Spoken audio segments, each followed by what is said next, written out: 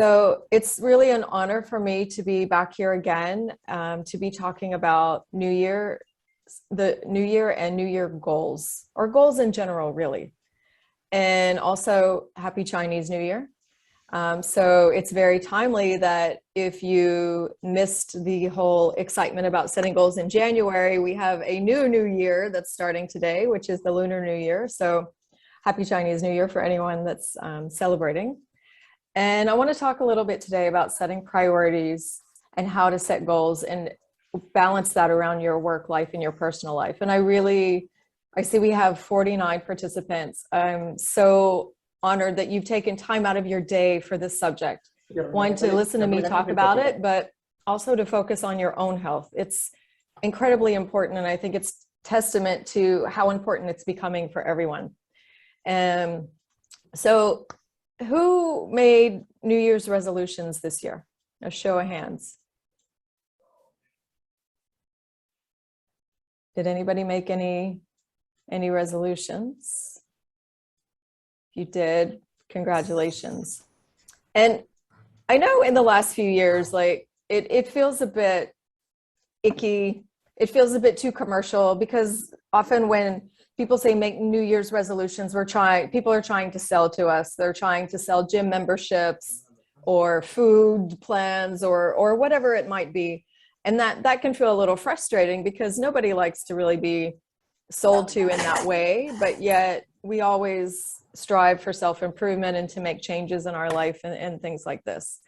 And we can start at the beginning of the year. I always say you can start a new goal anytime. It doesn't have to be at a new year, but that gives us a certain momentum.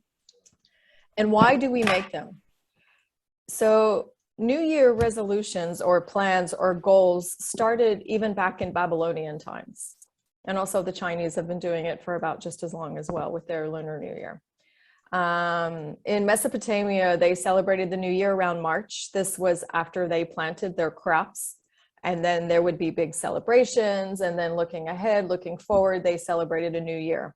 And of course, if you've ever done any gardening or anything, you know that after you planted everything, there is kind of a lot of waiting until things start coming up. So they had some time to reflect and, hopeful thinking and planning for what they wanted to happen in their coming year. And then during the Roman times, it became a lot closer to the tradition that we have now. They pray to the god Janus, who is the god of looking at the past and also looking at the future. And so they started using back then, the Julian calendar, which the new year was on the 1st of January. And then they would set goals, they would make sacrifices and do a lot of things and make all these promises for what they wanted to do for the upcoming year, which looks very similar to what we do now. So that's where this tradition came from. And like I said, over time, over the years, it's gotten a lot more commercial, but it doesn't have to be. I did some research about what the top New Year resolutions were for 2022. The graph on the left is for the UK and the one on the right is for the US. And I researched some other countries as well. And they looked very similar for Western developed countries, to be quite honest. Almost 50% of everyone said they want to exercise more or improve their fitness, which I found really interesting. Improving diet and eating healthier always came in second place. And the third one was lose weight. Now, those are very broad goals, and I'm going to talk about why in a little bit.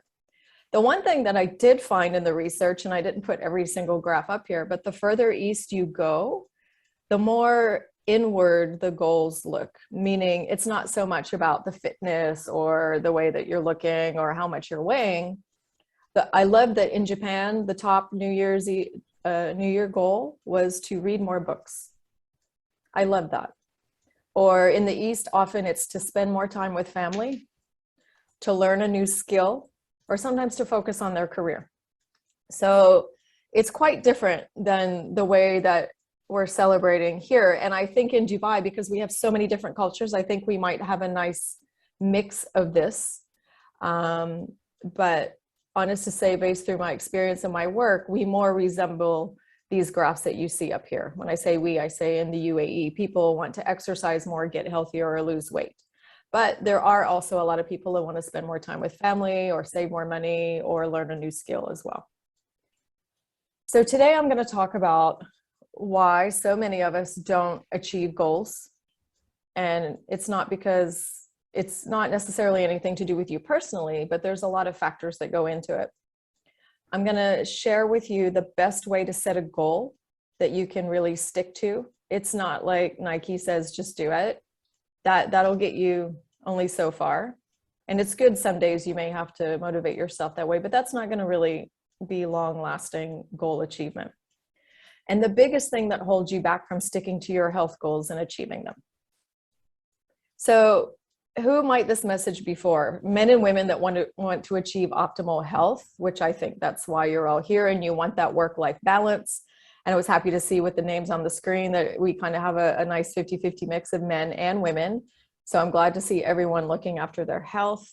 And maybe you've tried several things and you don't feel like you're getting results. Maybe you struggle to stick to goals. Maybe you're not really motivated to achieve the goals that you set. And maybe you find all of the health information out there is just so overwhelming that you don't even know where to begin. Because with the invention of the internet, we have endless information. And it's also difficult to navigate that, where what is really helpful and what is really useful, what's going to work for me, what's working for somebody else. So right now, you probably know that you need to focus more on your health. I'm assuming that that could be a motivator for why you all came today.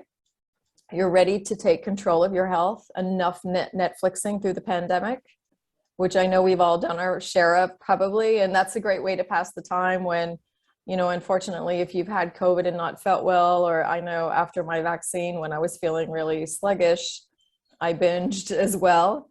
And Netflix pays their scientists that manage their algorithm a lot of money to keep them happy and keep them there, because they keep us, dare I say, addicted to watching. This gets in the way of us achieving the things that we want to achieve. Netflix is doing great in achieving what they want to achieve, but sometimes it's not really supporting us. And you might dream of big goals for yourself and you want to see actual results. Maybe you're not seeing the results that you want. You're probably struggling to find the time. That's something that's limited for all of us, and it's such a challenge. And you're not maybe even sure that you have the energy to commit to the goals that you want to achieve. You want more motivation. You want more time for your health. Maybe you want to sleep better. As I mentioned, there's so much information out there. Maybe it's hard to understand what's available and what it all means. You want improved health results at your next checkup, maybe, if you're following a chronic condition. And you want more energy. You want to feel alive and relaxed. And you want to do all of this while you're highly effective at your job and producing and delivering all the things that you have to do. You want to feel less tired, less exhausted. Maybe you're tired of making unhealthy choices, unhealthy food choices, which a lot of us make when we're tired. It's like a vicious cycle. The more tired you are, the less healthier choices that we tend to make. Maybe you feel like everyone around you is getting healthy and you're not. You don't want to feel restricted when you eat either, for sure.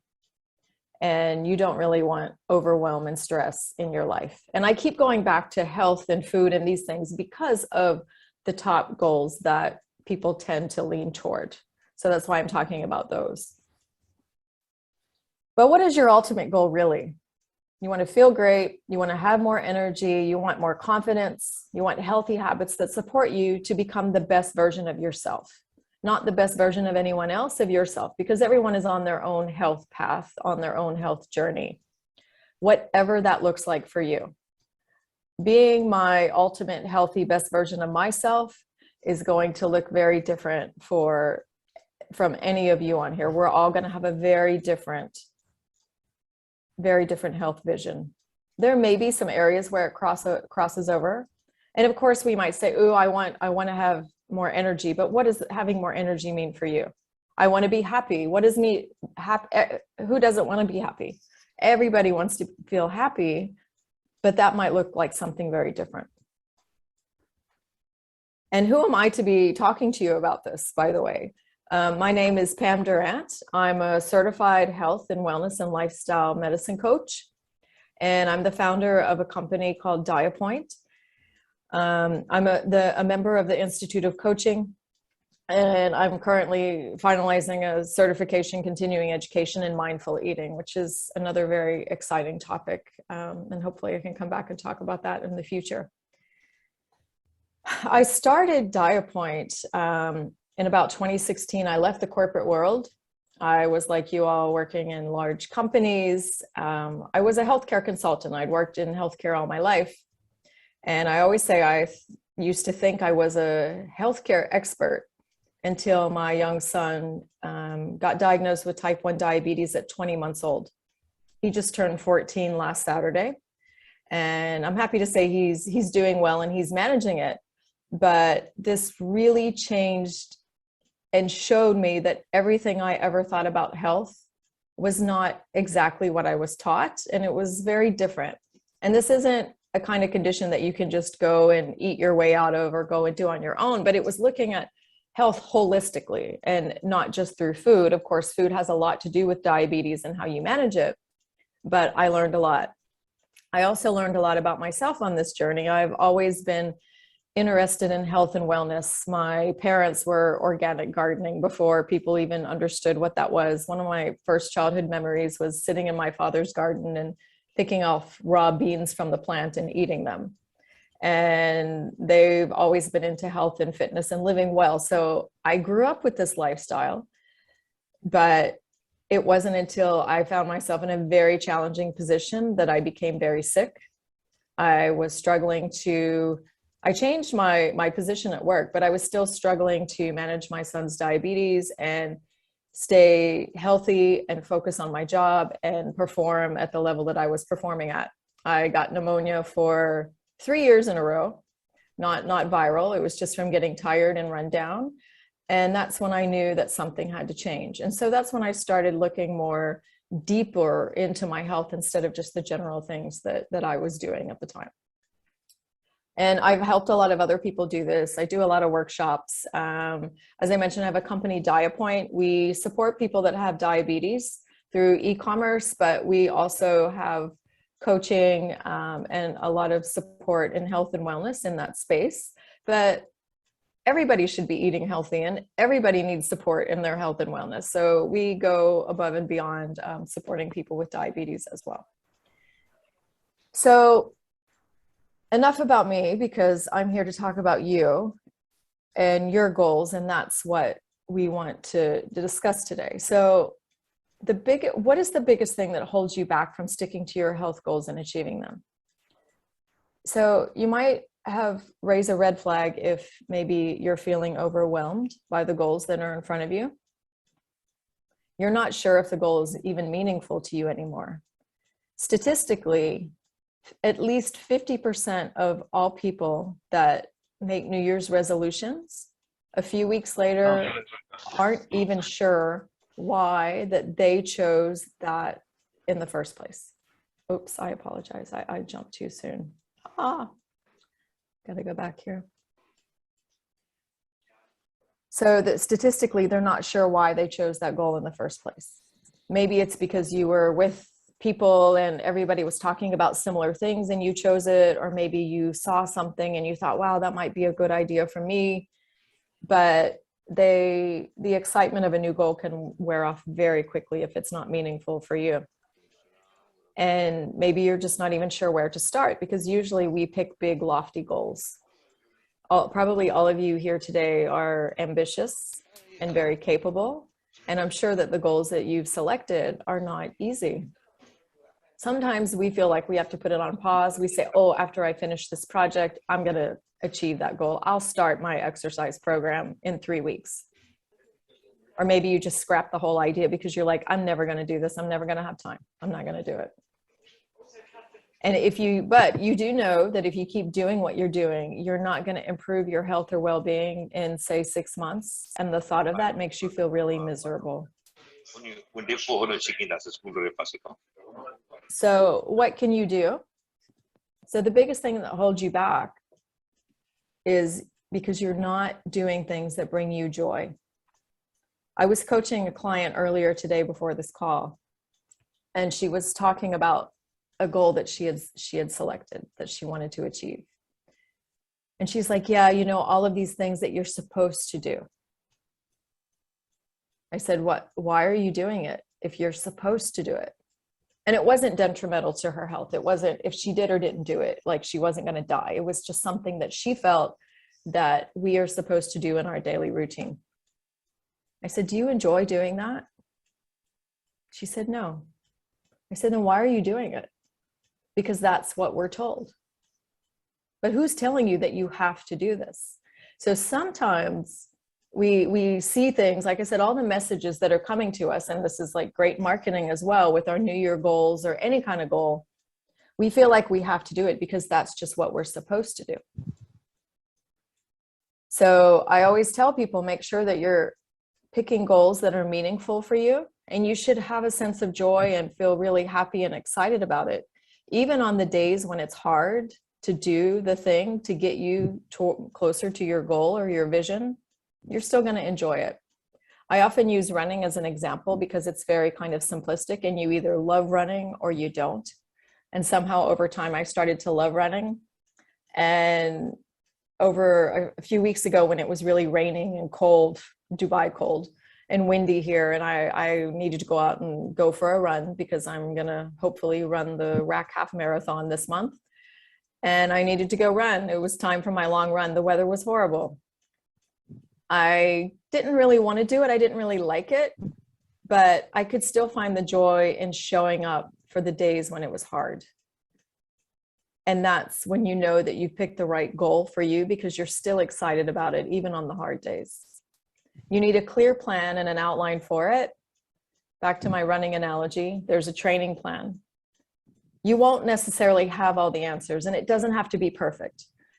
Don't set a goal to go run and then spend 3 weeks looking for the best pair of running shoes, because then you're just kind of procrastinating. And there's so many confusing choices anyway. You need to just get the shoes, put them on, and go run.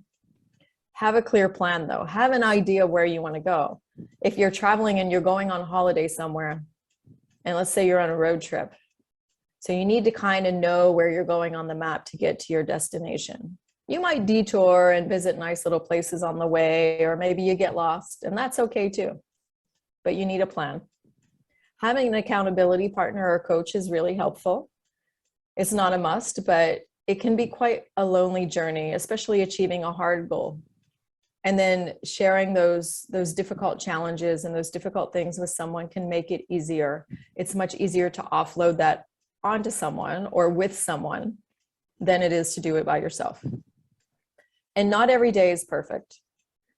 Another client asked me recently, do people have relapses? Absolutely. We're all human. Nobody's perfect. And we have life ebbs and flows, and different things happen in our lifetime that we have to deal with. And sometimes we have to drop everything and go deal with that. And then maybe we're not feeling as healthy as we are. Like, when was it? Just before the lockdown, actually, before COVID, because I was so much focused and working on my business, and I was still relatively eating well and doing most things right. But somehow over time, I gained 10 kilos. And that was because I wasn't eating well balanced. I love nuts. I probably ate so many nuts and all the fat in all the nuts and everything else over time. It didn't help.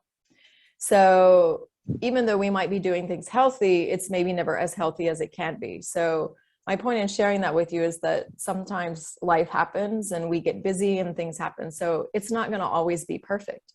We just always want to keep moving forward instead of being stagnant and stuck. How do you set a goal that will stick? This is super important. And you'll know that your goal's not sticking if you don't feel like you're moving forward or making progress toward it. Maybe you're not even sure that you can do it, but you can, but you just need to break it down differently. Sometimes you might be thinking, oh, I'll just kind of wait and see how things go.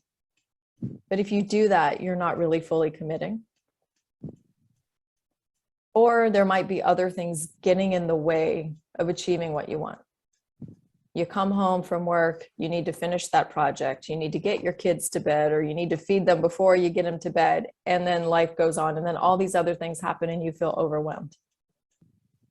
But if you've made what we call in the coaching world SMART goals, and there are no stupid goals. I almost don't like this analogy, but it's a good way to remember it.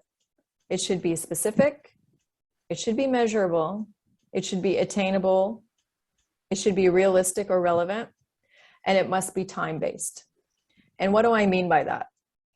So let's say that you're one of the people back on the chart that I showed earlier, and you want to get healthier, or you want to exercise more. But what does that mean? I would like to exercise more. That is such a broad goal. That could be anything. So you break it down. So I'm going to go back to my running analogy. So I hadn't really run for maybe 25 years or so when I decided to start running again. So I needed to get specific just to start, because having not run for 25 years, it was as if I had never run before. Was I going to go out and run a half marathon the next week? Absolutely not. So I made the commitment and I said, I'm going to start running 4 days a week. And it won't be all full out running at first. It'll be kind of a walk run until I gradually build up. But it'll be 4 days a week. I'm going to do it every morning around 8 o'clock after my son's at school. Go do it with my dog for 30 minutes. Whether I'm running or walking, that is the commitment that I'm going to make to myself. It's attainable and it's realistic. Like I said, I'm not going to go out and do the half marathon right away, and it's time-based. So I had specific days, 3 days a week when I was doing it. At the time, it was Sunday, Tuesday, and Thursday. And there was a specific time of day. So it would be in my calendar and it would be specific. And this is not just like coaches say like, oh, hey, this is a good way to remember. There is actually a lot of research around this, that people who make specific goals are more likely to stick to them and to achieve them. If you just come out and say, I want to get healthier, I want to exercise, I want to start running, then your chance of doing it is much, much less. If you, again, accountability comes in here, a coach, a team, or someone to support you, whatever that might be. And you might have a little bit of fear around sharing it, and that's okay, that's normal. Maybe you don't have to share it with like your closest friend, because maybe you're worried about some other things or whatever that might be.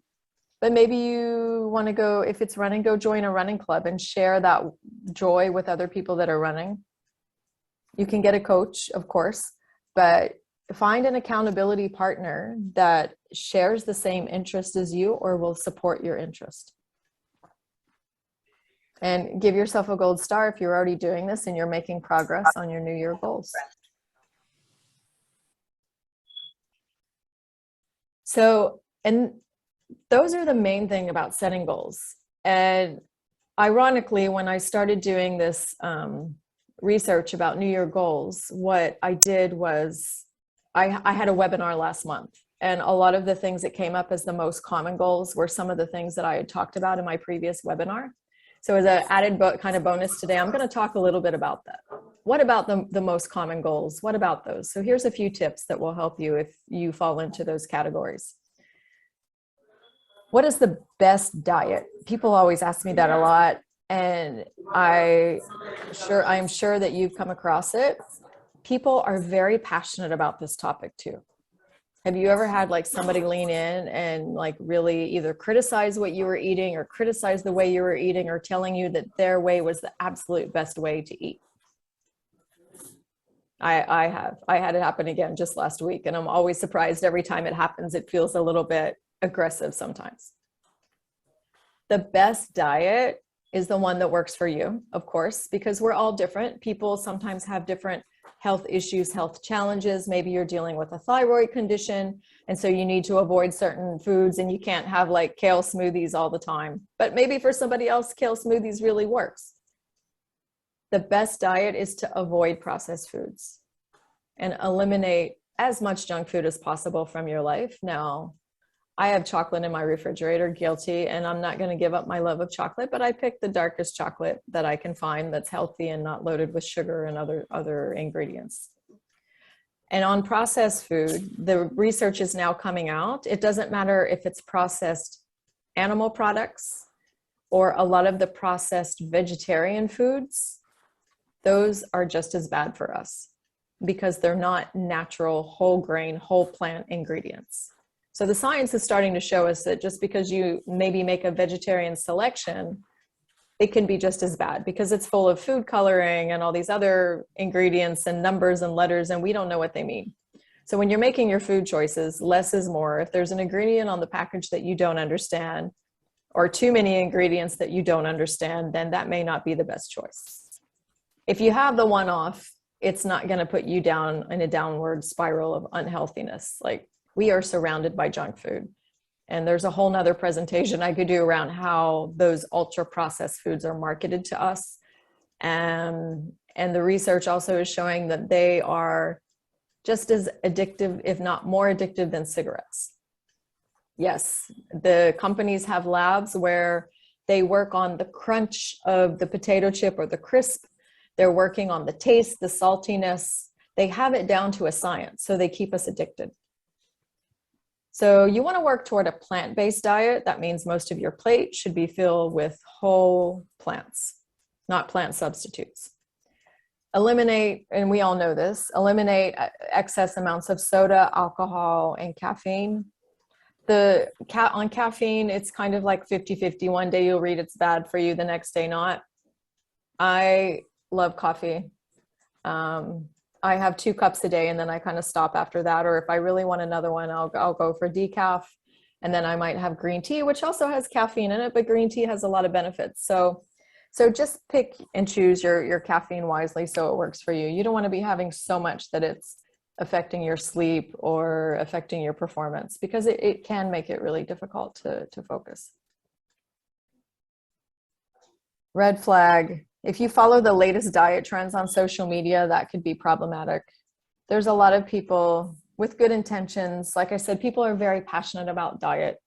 And there's a lot of good information on social media. There's some very lovely vegan athletes I like to follow.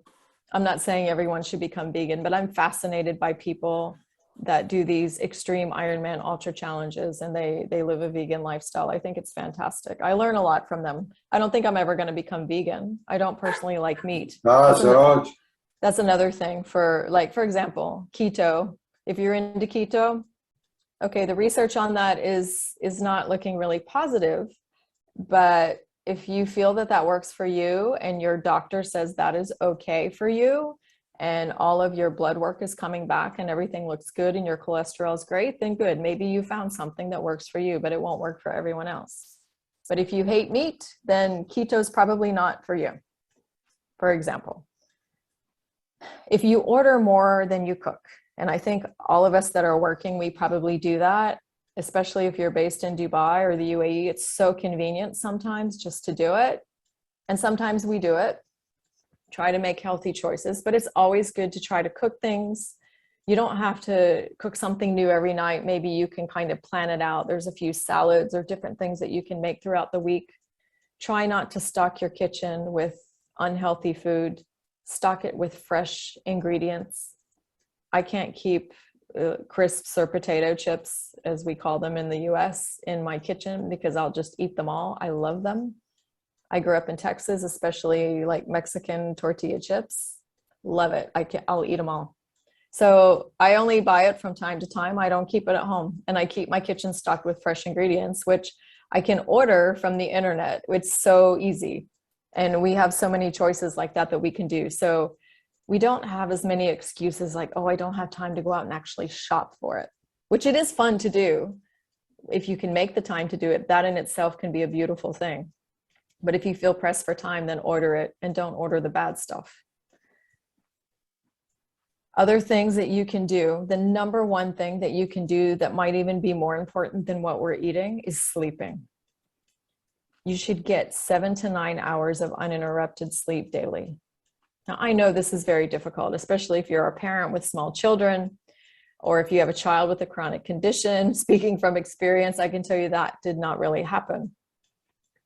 But sleep affects everything. It affects the choices that we make. If we're tired, we'll tend to make more unhealthy choices than healthy choices. We tend to eat worse. We tend to not drink as much water, or we retain more water. And sleeping affects our hormones. If we don't get enough sleep, our hormones get out of balance. One of the first questions now when an endocrinologist or other doctor will see somebody that has insulin resistance, what we call maybe pre-diabetes, pre-type 2 diabetes, often they'll ask, how is your sleep? Because the research shows us now that if you're not sleeping enough, you have a higher chance of developing type 2 diabetes. You can actually lose weight when you sleep. When I had mentioned my experience where I had gained about 10 kilos and then I had started training and exercising more and eating really clean, there were some difficult nights where I wasn't sleeping, whether it was work or something to do with my son's health or whatever. And I wouldn't lose sleep for a week. I mean, wouldn't lose any weight. Nothing would shift. Like it was stuck. And I was like, I'm eating so well and I'm not depriving myself, but I was doing everything right, but I wasn't sleeping. Then on finally the night that I got sleep, I lost like a kilo the next day. It was amazing. And the only thing I had to do was sleep. Sleep is part of the whole package. But if you're doing all these other things, you're not going to be able to achieve them because sleeping, especially if it's like an exercise goal or you want to eat well, sleep really helps. We all know we should avoid blue light before bedtime, but I dare you to set a goal and try it for 1 week and see how much it changes your life and your sleep. It affects our sleep so much and we don't even realize it. If you wake up and feel so tired the next day, it's probably because you've been scanning your emails too late at night, or maybe you're working too late in front of the computer. And sometimes we have to, it can't be avoided. I know, especially if you're working, you're saying like, oh, but that's impossible because I've got to work and get stuff done. We do, but it's not a sustainable thing that we're doing if we continue to live that way. And make sure you have a relaxing environment that you enjoy sleeping in. That's so important. Like where you sleep, you should look forward to it. It shouldn't be like sometimes the bedroom, because nobody else sees it when they come to your home. It's like the last place that you might decorate or have ready or prepared or whatever it is, but make it special. It should be a ritual. So if you don't feel refreshed when you wake up, if you're getting less than 7 hours of sleep regularly, or you're mindlessly scrolling social media and emails before bed, then this is all going to affect your sleep and your health. The biggest thing that can also hold you back is deciding and knowing what to prioritize. It's really difficult because we all want to do great things at work. We want to do great things at home. If we have families, we want to support them, and we have a hard time prioritizing it. So this is another reason to make a SMART goal and schedule it. Put it in your calendar and don't move it. For those of you that have assistants, have them block the time off and tell them not to move it. You have control. Don't let them put another meeting, oh, I'll go do this later and I have a meeting. We have to prioritize it and we have to do it because then it has a rippling effect. A client said to me like, oh, I can't. She wanted to start walking 3 days a week. She's like, I can't do this because all these other things happened around me. And then my kids needed this and then that. And I was so worried and then I couldn't do it. So I asked her if she were to walk or if you were to do the exercise or whatever it is, wouldn't that make you show up for your family, for your friends, for your job in a much better mood and a much better state of mind? You'd be happier, you'd be healthy, you'd feel that way. And it's making those conscious decisions one at a time. And that's how you'll get to achieve your goal. So just a quick exercise I want to ask everyone, and you can put it in the chat or not, but what is your number one goal right now? I want you to think about that. And then think about it in the context of these things that I've just discussed and shared with you. Is there anything that you need to change in the way that you've set the goal or how you've scheduled the goal?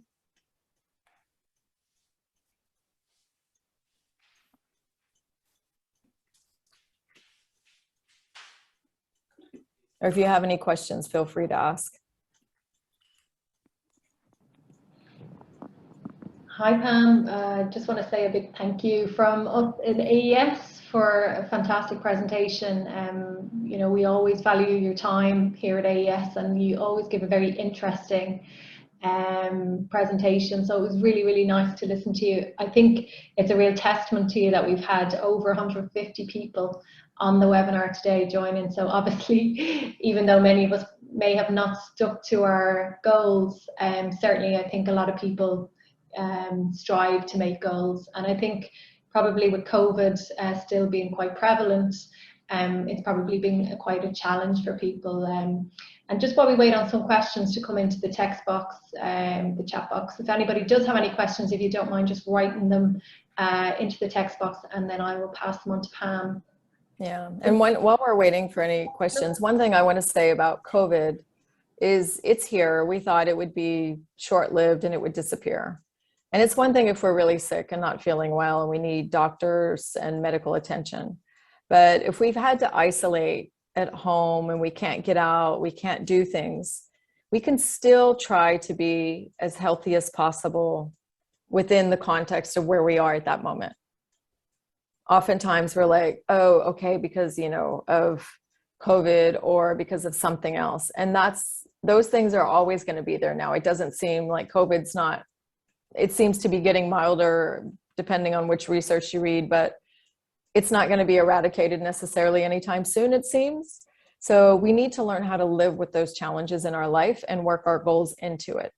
We're not going to be out there hitting them hard every day, like maybe we want to, but as long as we're taking one step forward at a time. Pam, I have a question from one of the people on the call, and they've actually said that developing themselves is their number one goal, so developing themselves and their skill.